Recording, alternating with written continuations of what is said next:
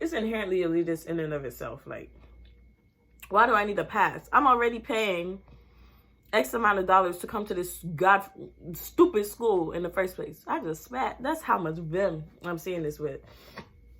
I'm already paying X amount of dollars and sacrificing my happiness to bask in this, what seems to be a never-ending depression. And now you forcing me to false network with people and act like I care about these people just to put my name on a list and to get these stupid tickets of paper or a stupid sticker on my ID that says I can come into your damn eating club.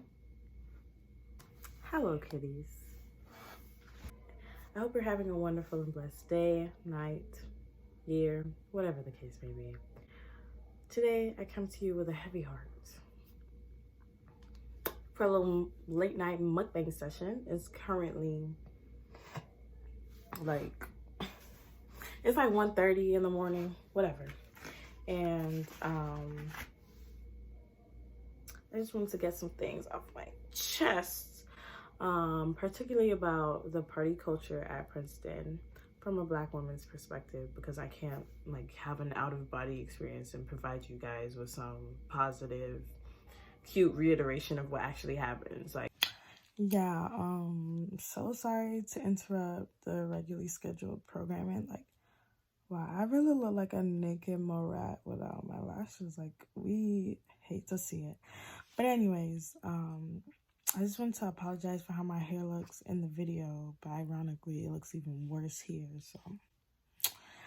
But my hair is looking crazy in there. You can see I tried to stop the unraveling of my faux locks with a dusty ass, crusty ass, musty ass elastic band. Then I have a blue one because I couldn't find another one that was like the regular ugly ass khaki color, like the one they use in a fucking State Farm commercial. And then you can see my whole ass braid in one of them. So we're just gonna ignore that. I am a college kid balling on a budget. If y'all want to talk shit about my hair, please donate to my Zelle, my Cash App, my PayPal by all means, so I can be looking like a boss bitch. And I feel like y'all need to see me like this at 3:16 in the morning, looking crazy as hell, so that you can appreciate when I look good. Because when I slap this wig on, y'all are gonna be quivering, shaking in your boots, and that's how I'm not. Like, I'm so sorry that my position as a Black woman in society just primes me and opens my eyes to how terrible things actually are in reality. So if you don't want to hear about that, click off the video. I already got your view. I already got my coin from you, so thank you. If you want to leave a snarky ass comment, please go ahead by all means. I already got my coin from you, so at the end of the day, I'm getting my guys regardless. So yeah, let's just start by introducing the food. Today we have some Tropicana. I don't know if you can see it, so sorry about that. Some apple juice and 2 slices of sausage pizza that I got from church yesterday as leftovers. And I left like Princeton early. If you don't know what Princeton is, because nobody knows what Princeton is unless you go to Princeton, because it's irrelevant. It's essentially like when or whoever doesn't have midterms tomorrow comes and celebrates like Halloween or whatever, because we're not gonna be on campus for Halloween. So it's like everybody just gets really shit-faced drunk and acts like their life is okay because midterms are over for most people.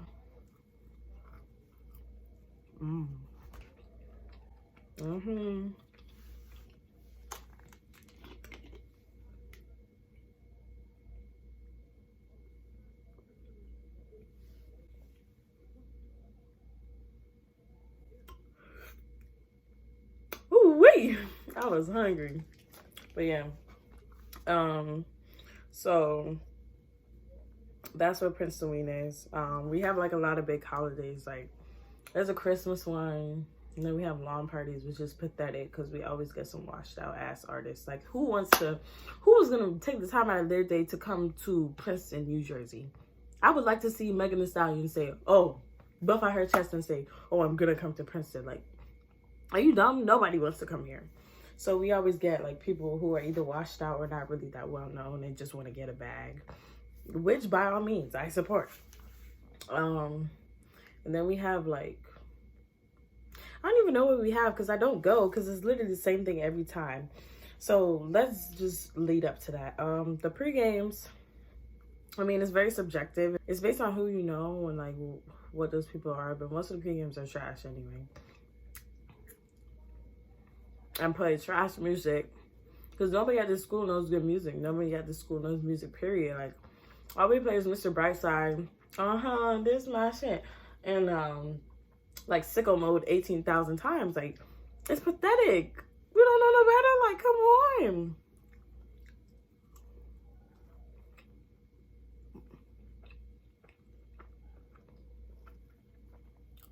Nah, this preset is really hitting right now.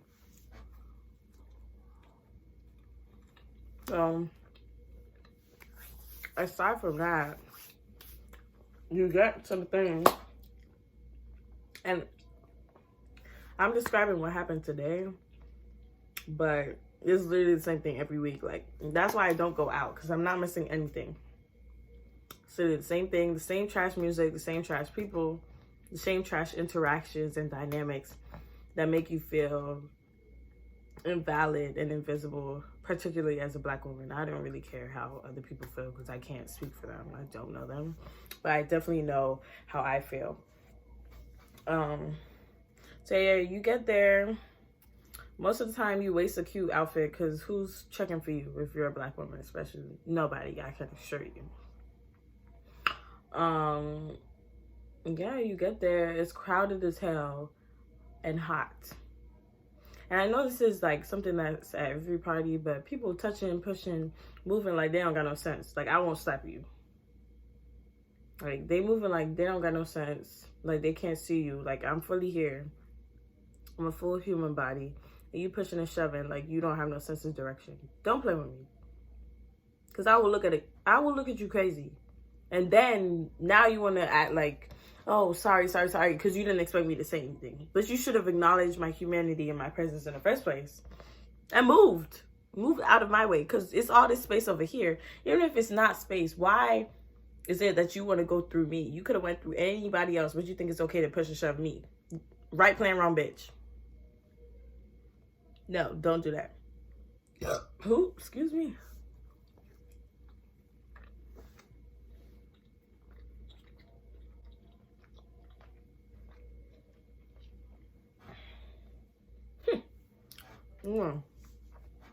So we get in one of the eating clubs now. Let's talk about eating club culture. It's inherently elitist in and of itself. Like, why do I need a pass? I'm already paying X amount of dollars to come to this stupid school in the first place. I just spat. That's how much vim I'm seeing this with. I'm already paying X amount of dollars and sacrificing my happiness to bask in this, what seems to be a never-ending depression. And now you forcing me to false network with people and act like I care about these people just to put my name on a list and to get these stupid tickets of paper or a stupid sticker on my ID that says I can come into your damn eating club. Foolishness. This whole thing, like, how are you gonna, there's nothing else to do in Princeton. Then how are you gonna make the only form of social life that is really like easily accessible to us, how are you gonna make it inaccessible? How are you gonna make it hard to access by like making sure that you have to know people? First of all, there's a financial barrier. If you don't got money, you're not joining any of these eating clubs. Yeah, you could sign into some, which are probably cheaper. I don't know. I don't care to know how the breakdown goes, because I'm not joining any. So why would I do that research? But I think Quad is one of them, which like gives you a full ride if you're on full financial aid or anything. But there's a difference between like signing clubs and then clubs you have to bicker to get into, which is a problem in and of itself. Because it's like, why am I sitting here pump faking and booty shaking, trying to gain the approval of somebody I don't care about just so I can get in this damn eating club? And you could deny me for some reason as trivial as whatever X. And of course, this isn't the case for, no, I think this is the case for a majority of people. But of course, people in the eating clubs gonna have another opinion, which I don't care about because I'm not joining. You could buff out your chest, say, which I don't care. So you go after you finagled your way in, after finding a friend or texting 10 people on your thing, you have passes to this, oh, you on the list, can you put me on the list of this? Stupid, looking thirsty as hell for no reason. You finally get into these eating clubs or whatever. Put your coat into the coat room, and it's probably gonna get stolen, like mine got stolen twice. Why are you stealing my Old Navy jacket? Why are you stealing my Calvin Klein jacket? You could steal a Canada Goose, a Montclair, a Gucci, Louis, Fendi, Prada, whatever the hell they got in there. What, you want to steal mine? Come on, bro. Like, that blew me. Whatever. You leave your stuff in there, and then you go downstairs, and they got this watery ass, like, beer or whatever. And it's just don't taste good. But I mean, I understand because it's like for everybody or whatever. And they didn't even have to do that, give free drinks or whatever. So kudos, I guess. But I mean, if you paying that much damn money to be in an eating club, you better have some damn free drinks.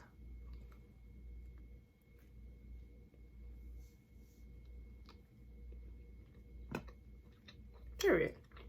So you go in. It's just like the physical manifestation of racial dynamics on campus. And I read this really interesting thread on Twitter, which perfectly put into words like observations I've had since I've come to college. I didn't really have them before because my high school was like predominantly minority, so I didn't really have to worry about that. But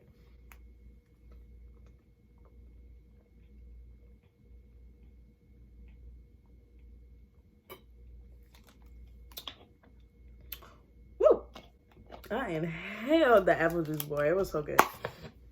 But you get in, and it's like, oh yeah, the thread on Twitter said, it was talking about how different it is for Black men versus Black women to navigate predominantly white spaces, especially as it regards to like higher education, but just school in general. Because for Black men at PWIs, it's cool to be a Black man at a PWI. Like, you're that cool person that everybody wants to be friends with. You know all the music, and you're just a cool person. Everybody wants to be your friend. The girls are fiending for you. They're throwing themselves at you. It's quite disgusting and pathetic to witness, actually. And then the men want to be you, or they just want to be your friend. Like, it's cool to have that bro, you know? Like, they probably never experienced a relationship like that, especially with a Black person. And then Black men are just obviously not as attuned to, like, the various ways that inequalities play into how we navigate the world, because they still do benefit from sexism. So they're not immune to that. Of course, that's something. So then you got them, and then you have a lot of the time they like gain and maintain their social status at the expense of Black women by, and I'm gonna put all the information that I found like in the links below and like credit the person who tweeted it because they really popped. And you know, cite Black women, period. So then you have the woman, like the Black women, who they're often like excuse me, the Black women who are they're often like actively ostracizing and downplaying and like just not really interacting with, just really like not being an ally and being there for Black women because they know, whether it's subconscious or whether it's like actually conscious, because a lot of men are just, especially Black men, are just oblivious to racism, I guess, until it's right there in the face, because it's a combination of them benefiting from sexism and then them just being daft. But so they're oblivious. But yeah, they just put down Black women as a means to maintain and like gain social status, and they don't really see a problem with it because they just justify this as like, oh, this is my preference. Oh, or they don't even realize that they're doing it because they don't really know any reality where that doesn't exist. It's something that they're continuously seeing around them, so it becomes the norm, and then they continue to perpetuate this violence and continue to like actively discriminate against Black women because this is what everybody else does, so why wouldn't they do the same, you know? Monkey see, monkey do. Boom. So you just see this in the eating clubs because it's like there's so many beautiful Black women, and they will not, most, like, I'm not gonna speak for in totalities because, you know, there may be that one person who like does something out of the, who goes against the grain and like actually, this is very, very rare, and I have not witnessed this myself, but to anybody who may have a rebuttal, and, you know, I'm not going to speak in absolutes as if this is the case every single time, that you're going to come across somebody, may not ever be in my lifetime, but somebody who is not going to adhere to this. But based on what I've seen, and I know this is true, like, you go in there, beautiful Black women, not getting the attention they deserve, not getting the love. Like, first of all, this campus has a really big hookup culture in the first place. But if you're a Black woman, you don't really get to partake in that unless it's like, and if you do, a lot of the times you have to question to yourself, like, would this person even like want to be seen in the daylight with me? Like, do they actually want a genuine relationship with me, or do they just want their nut? Most of the time it's the latter. They just want their nut, and they would not actually talk to you in the daylight like that. Like, they're embarrassed. These people are racist. A lot of these people are racist.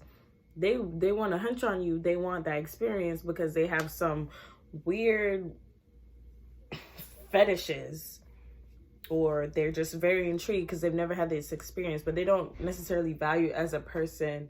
They don't value you enough as a person to potentially go against their own racist parents or what they've gone and grown up and learned, and actually have a genuine relationship with you beyond platonics, even if it even ever reaches the point of having a platonic relationship. But these men, especially, and I'm speaking in terms of heterosexual relationships, like, I can't speak for anything beyond that, because even though we do have, like, of course, like, people on the LGBTQ plus spectrum, I can't really speak for that culture because I don't think it's as like pronounced outwardly, of course, because of like blatant homophobia, especially in a place that's so elitist like this. So I feel like a lot of that stuff goes on behind closed doors, especially through like dating apps and stuff. And I'm not gonna spread myself too thin and act like I'm an expert on everything. I'm speaking on what I know. So what I know is when you go in there, it's beautiful Black women being ignored. And then you have these other, if you're a white passing or racially ambiguous or just anything, if you're not a Black woman, you're gonna get your guts. You're gonna have male attention. When you throw yourselves on these men, it's gonna be okay. They're gonna dance with you, they're gonna grind with you, they're gonna snog with you, and then they're gonna take you back to their dorm, or you go back to theirs. They're gonna take you back to their dorm, or they go back to yours, and y'all go hunch, and then I don't know if y'all talk after that. I don't really care, but the fact of the matter is that you're getting this attention. You're fulfilling your sexual needs. You're doing whatever you got to do. And Black women often aren't afforded that opportunity. So then so many of us turn to like dating apps or whatever, because a school like this will have you thinking you're crazy. It will have you thinking you ugly. It will have you thinking that you're not a baddie. Look at me. I'm cute as hell, but this school be having me thinking that I am ugly, but I'm not. I have to remind myself and not. First of all, you shouldn't put your like value in male or anybody else's validation, but the way that you will be invisible and ignored and like just not even a candidate for like romantic affection, it's hard to keep that confidence in yourself. So yeah, but then you turn to dating apps and they're just like prolific sites for spewing like racism. Like, you'll get mixed people being fetishized, like, oh, I love your skin, I love your curly hair, blah blah blah blah. And then you have like, if somebody does like express attention in you, especially being a darker skinned black woman. Like, it's the things they say, you just like, man, you guys some weird type of fantasy you trying to fulfill through me, and it's not finna cut it. It's not finna cut it. I'm a human.